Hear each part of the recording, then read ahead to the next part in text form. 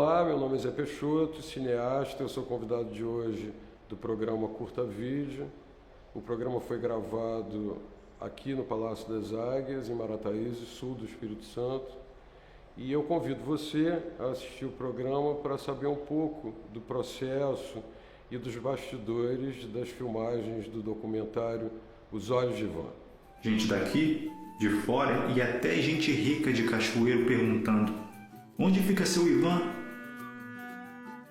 Ivan Santana foi um carpinteiro naval do porto da Barra de Itapemirim, filho da Barra do Itapemirim, que se projetou como um grande profissional, que não se contentou em ficar limitado ao quadrado daquilo que estaria imposto geograficamente à vida dele, foi beber no Rio, foi beber em Vitória e voltou para cá porque ele dizia, e é uma coisa que me parece fantástico, que barco para ele tem que entrar na água desse rio e entrar nesse mar. Pode botar barco em qualquer lugar e o tamanho do barco não importa, mas barco para ele tem que entrar na água desse rio. Barco não é feito para voltar para o seco. Barco é para ficar na água. Aqui na Barra todo mundo sabe que na minha mão a peça não entra com branco, a madeira não sai com miolo. A minha trajetória, sobretudo na área do documentário, eu acho que ela vem um pouco a reboque da profissão de jornalista, de trabalhar com rádio, da informação, da notícia, né? E o documentário passou a ter um significado ao longo da minha carreira. Eu acho que muito mais do que testemunhar aquilo que eu estava vivendo no momento, mas acredito que como um repositório de impressões e de necessidades que eu tinha como profissional, como cineasta, como artista, de identificar o meu tempo e o meu espaço. Eu acho que o documentário ele vai pontuando essa vida, esse cenário político, social e cultural e também a questão popular, né? Quer dizer, o que é o ambiente popular e de que maneira esse ambiente popular é tão importante para a gente entender a história do Estado do Espírito Santo. Eu acredito que o documentário, e não é uma intenção protagônica, nem do roteiro nem da estrutura, ela veio meio que embalada pelo próprio processo de produção do documentário. Ele acaba sendo uma espécie de denúncia ou de alerta em relação ao vínculo que existe entre preservação da memória, material ou imaterial, e eu acho que o documentário retrata muito bem isso, que não é só a questão do patrimônio histórico como edificação, mas a questão da memória imaterial como reserva interna de cada pessoa, né, para poder saber quem ela é. E o documentário, de repente, nesse prisma, ele tem esse aspecto de denúncia que entra no território político, entra no território da sociologia e da cultura que formam uma sociedade, mas sem levantar bandeira. O que eu gosto muito do documentário é que ele permeia esses ambientes sem em nenhum momento abrir mão do foco na humanidade. Quer dizer, o que é importante hoje? É o indivíduo, é a gente tentar entender o que está por trás da alma do personagem para que a partir daí o público possa repensar ou tomar um ponto novo de referência ou de inflexão ou de reflexão, né, para poder questionar quem ele é e para onde que ele está indo, né? É interessante que a abertura com as plantas baixas, né, com os desenhos de barcos, acabou sendo uma alternativa que representa alguma coisa que está muito por baixo de toda a estrutura, né? Que arquitetura é essa? Né? Porque depois, ao longo do filme, a gente nem revê essas plantas, elas só estão na abertura do filme. Apesar de que nós tínhamos muito material, né?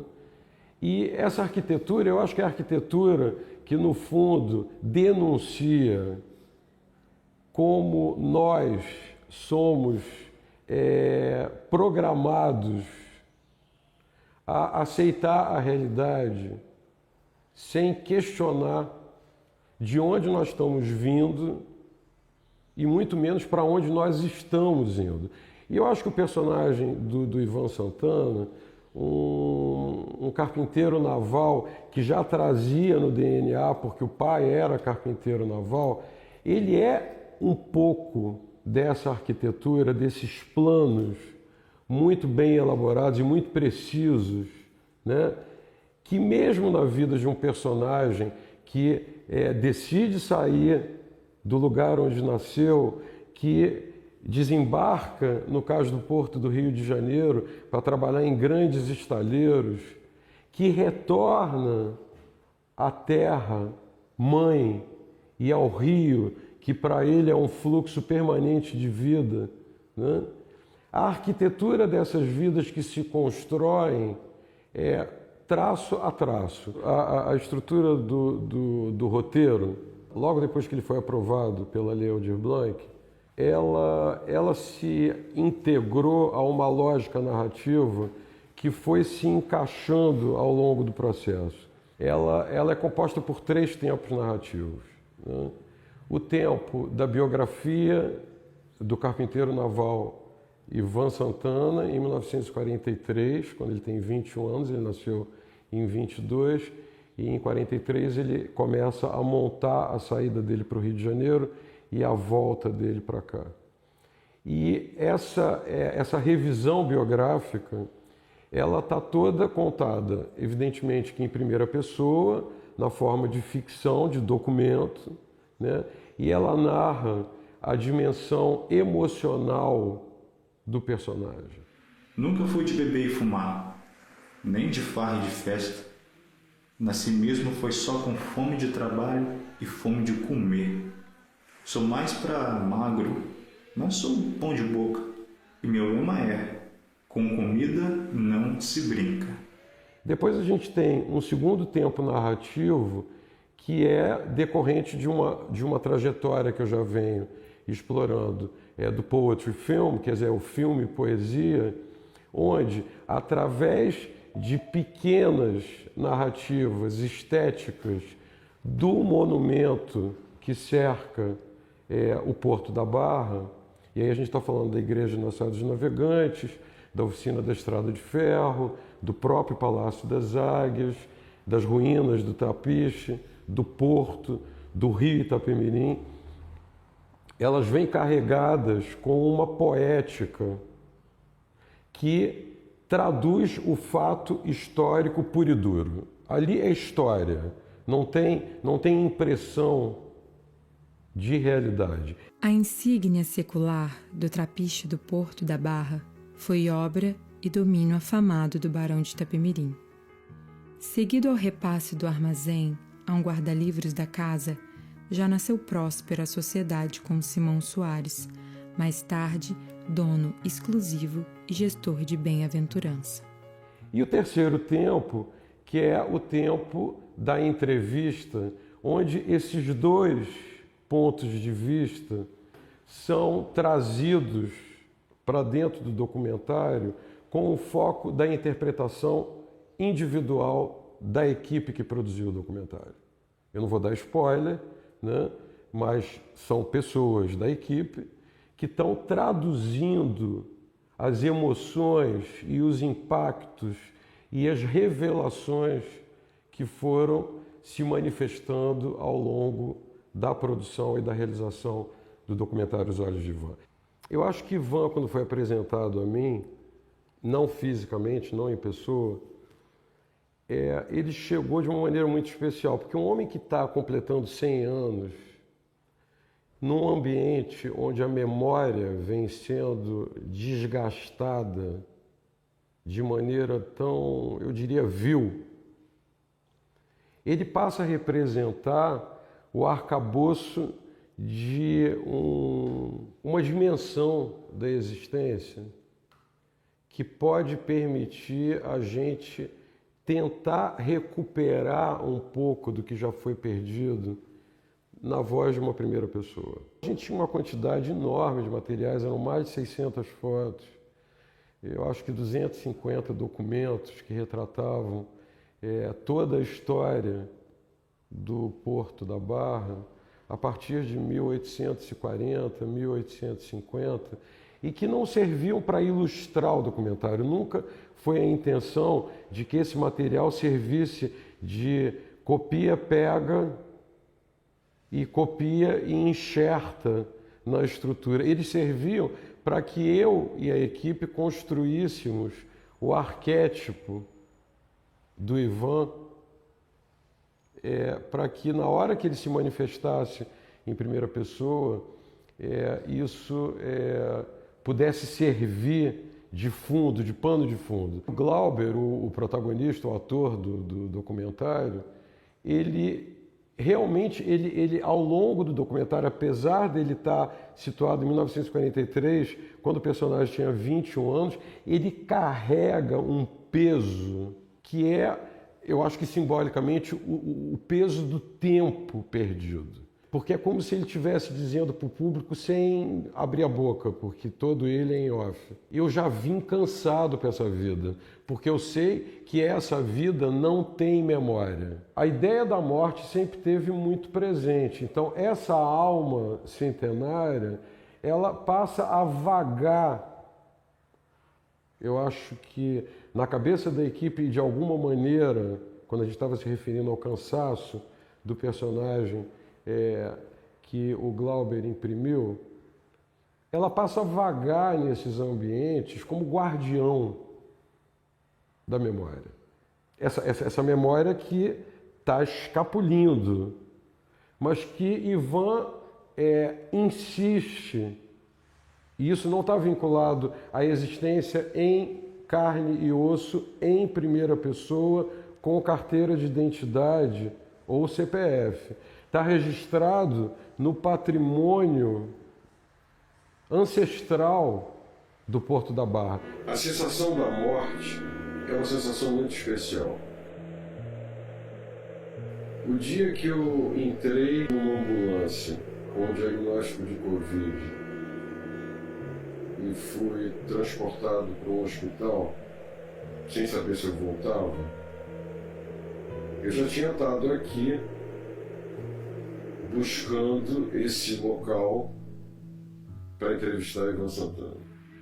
E fui amparado pela força da minha eterna Claudentina, que ganhei pelas mãos de Deus, meus filhos Ivan Júnior, Luiz Irene, Claudevan e Ivanair. Tem duas coisas, eu acho que nesse trabalho que me enobrecem como profissional.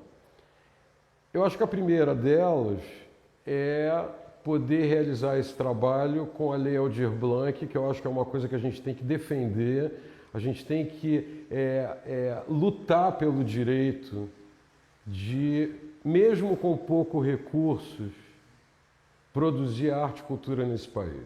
Outro dia o coronel lembrou muito da reforma do casarão dos Soares e fez confidência dos senadores e políticos e até de gente da igreja, com lanche no salão para discutir o futuro do porto e das obras do atracadouro para barco ainda maior. O segundo ponto é a ideia de que está se formando, está se consolidando a construção de um polo audiovisual no sul capixaba, aqui na cidade de Marataízes. Qual a importância disso para mim? Eu fiquei mais de 20 anos na Escola Internacional de Cinema de Cuba e foi um território onde eu aprendi a observar de que maneira você pode formar mão de obra, mas com referências muito concretas e objetivas, não apenas para ser um profissional do audiovisual, mas para servir de instrumento de ordem totalmente profissional, né? Para que as pessoas possam ilustrar e representar através da imagem e do som a dimensão de realidade na qual elas estão inseridas. É muito triste você ver uma juventude que tem potencial. Por exemplo, a história do sul capixaba, ela é riquíssima. No documentário mesmo eu digo que, de alguma maneira, o Estado do Espírito Santo, ele ficou de costas para a história, tá? Quase que de uma maneira proposital, quer dizer, intencional. Então eu vejo o jovem com desejo, com potencial, fotógrafos, pessoas da área de som, pessoas da área de arte. Então, os Olhos de Ivan acabam sendo para mim um presente, porque eu, com uma equipe muito jovem, que estava começando e que da minha mão começou a caminhar com um novo olhar, que esse novo olhar se materialize nos Olhos de Ivan. No tupi ancestral de suas majestosas paisagens, reluzem espumas de correnteza branda e ora enraivecida, embrenhadas em segredos ocultos pelos pequenos caminhos de pedra. Assim, o rio lacrimeja esse melancólico esquecimento capixaba, sob a tutela do gesto celestial da pedra do frade e da freira, coroando por fim a vitória de suas águas junto ao oceano. Então, eu acho que essa ideia de qualificação aqui em Marataízes, na área audiovisual, é uma luta que eu vou persistir nela, entendeu? É um projeto que eu tenho certeza que vai ser vitorioso e que é fundamental para que a gente possa ter, como Júlio Garcia Espinosa dizia, que seja um povo que, através de imagem e de som, possa ter memória. A minha memória dele está muito mais ligada ao que eu tenho com meu avô e com a minha avó me contando do que exatamente minha mesmo. Para mim, naquela idade, ele era o típico senhorzinho do portão. Toda vez que eu chegava na igreja com meus pais, era ele que estava no portão. E ele sempre falava comigo. Me dava a paz do Senhor, perguntava como que eu estava, como que foi meu dia. Mas, uma vez mais, agradecer a TVE por essa oportunidade, por esse carinho, né? É um espaço que eu já afirmei aqui, que é um espaço que faz parte da minha vida profissional. E espero que vocês curtam o programa, né? Eu agora convido vocês a assistir um trailer do documentário Os Olhos de Ivan, e em breve o filme vai ser exibido na íntegra no programa TV é Cinema.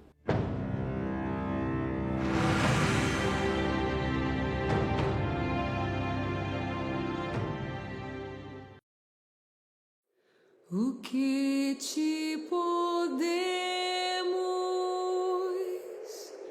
ofertar, Mãe pura, como expressão de filial ternura? Recebe, pois, os bens que não temos, a humilde coroa que te oferecemos.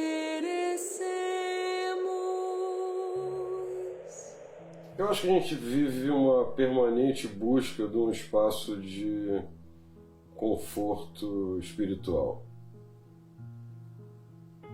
O dia que eu fui apresentado a Ivan, eu percebi que ali eu tinha matéria para poder questionar muita coisa, para poder revelar muitos segredos, para poder ilustrar um pouco daquilo que a gente precisa ter conhecimento para saber quem nós somos, de onde nós estamos vindo, para onde a gente provavelmente está caminhando.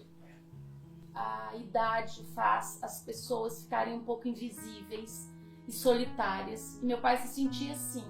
E ele tinha então uma conexão com seu Ivan, de ficar por horas tomando um cafezinho, olhando aquelas fotos de navios, de trabalhadores do Porto da Barra, da imagem de Nossa Senhora dos Navegantes que veio de Portugal, falar do assoreamento do rio Itapemirim, que estava cada vez mais difícil, navios de maior calado entrarem pela boca da Barra. Só eu não vou mudar o mundo, mas eu posso começar. E de pouquinho em pouquinho a gente vira uma corrente, né? E eu acho que espalhar a palavra e dizer e se comunicar é a coisa mais importante que a gente tem. Nossa fala é o mais importante que a gente tem. Então, ter conhecimento e reter ele não faz sentido. Eu saber a história do Ivan e reter essa história para mim não faz sentido. Embrenhados por trás de olhar pagão de Atalaia, lá pelas bandas santas de Capão, em Minas de Castelo, guerreiros da nação Puri, brada acerto de honra com mira de medo e terror no peito das almas cristãs. Em debandada de salvação, com fuga de parcos pertences, a legião branca de filhos resilientes na graça de Jesus buscou refúgio amontoada na foz do velho Itapemirim e rogou registro à freguesia de Nossa Senhora do Patrocínio, fundada naquele ano sagrado de 1771.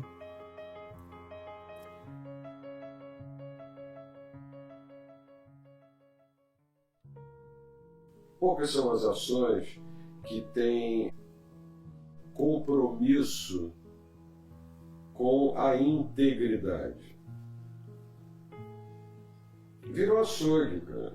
Virou açougue. Você destrói patrimônio, você não permite que as pessoas saibam quem elas são, você deturpa a história, você vai lá e queima livros, né?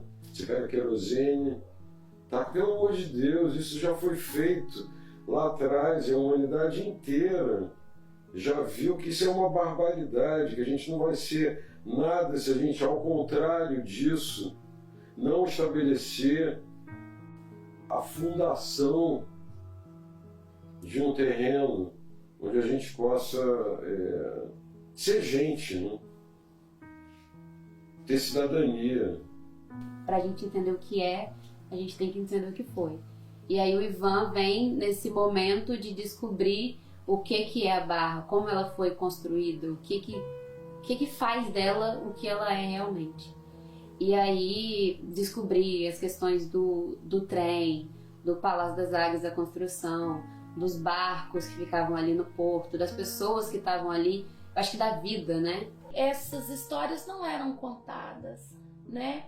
E a pandemia desse abandono, a pandemia do descaso, a pandemia do não me importo com a história, não me importo com o que passou. O que me importa é o que vem, né? Mas o que vem está atrelado ao que já foi. Dizem que sou discreto e tenho um ar altivo. Bato o olho e fica tudo guardado na memória. Acho que por causa das moquecas de pardo, cascudo e viola que minha mãe fazia. Quem nasce aqui, ou vai pro mar ou pega na enxada. E de pai para filho sempre foi assim. Até o pessoal da junta militar pensa que isso aqui é a roça de plantio e que o povo daqui não está feito para serviço militar, pegar em arma e ir para guerra nenhuma. Nossa história é de anzol, de enxada e de paz. Um povo sem memória é um povo morto. Um povo sem memória é um povo que não sabe exatamente quem ele é.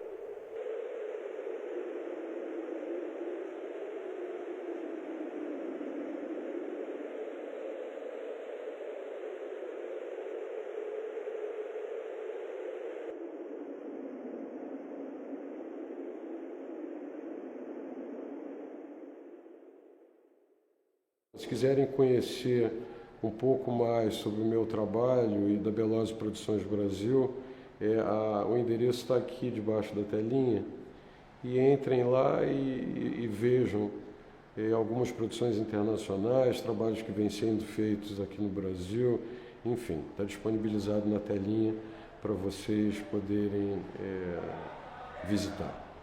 A polícia descia o cacete para desocupar o terreno, mas só tiravam gente pequena na rua da bacia. Com gente graúda, ninguém se mete.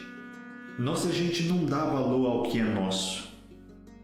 Um dia tudo isso aqui pode acabar de vez. A gente sabe quem dá as cartas nesse jogo sujo de político.